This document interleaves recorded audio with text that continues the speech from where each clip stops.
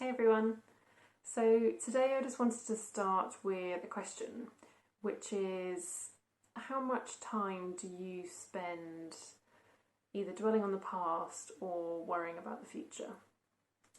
Now, for me, this is something I used to do an awful lot, and I still do now and again, because it's something that we can often get so caught up in without even realizing.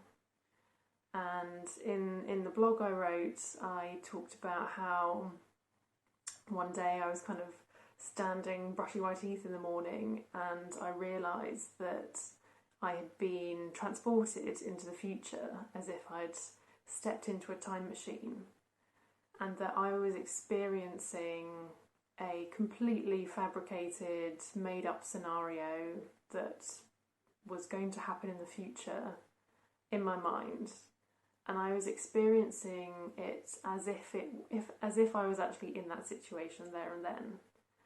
It was a kind of multi-sensory HD surround sound experience, which is amazing. It's amazing that our minds can do that. But what we have to be cautious of and aware of is how that can actually make us feel, and how we can completely unknowingly get so tangled up and absorbed in this creation in our minds that it can actually make us feel really stressed and really anxious. And that's how people sometimes kind of define anxiety, about worrying about the future and what it will hold. And the same goes for when we dwell on the past. I mean, I just caught myself the other day dwelling on something that had happened, and I replayed it over and over again in my mind, and was stressed out, really, really stressed out about it. But actually, we think that when we recall situations that have happened in the past, we think that we're replaying them as fact because they happened. But actually, what we don't realise is that we were experiencing that situation from our own perspective and through our own lenses and filters that we have, which is how we experience every moment. And then once you kind of layer on top however many days, years have passed since that moment happened, we we often create a story around it that is what we get tangled up in. So actually, often it's not even the thing that happened; it's what we interpreted that to mean, and what that then says about us as people, as individuals, as human beings.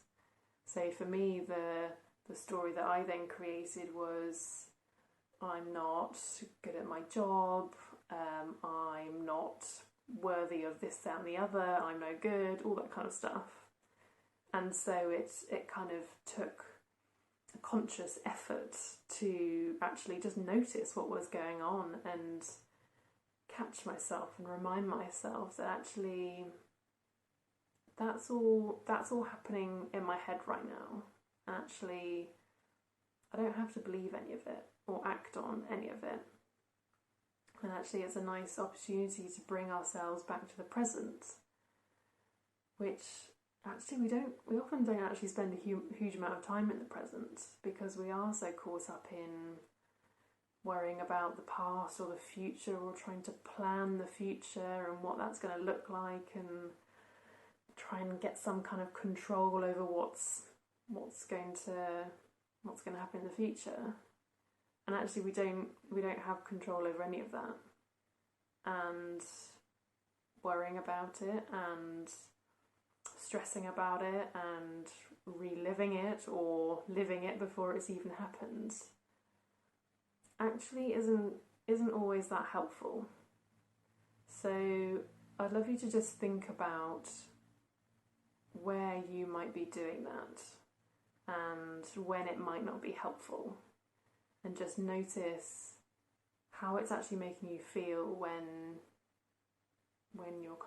you're doing that, because our feelings are a really good measure of how helpful our thinking is.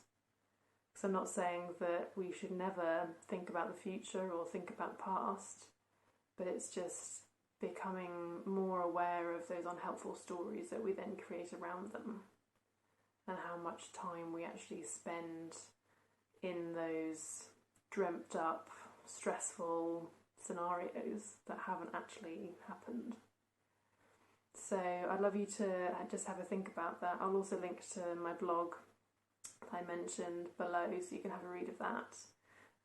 But please do share your thoughts in the comments, and yeah, do check out our other videos as well, and I will see you next time.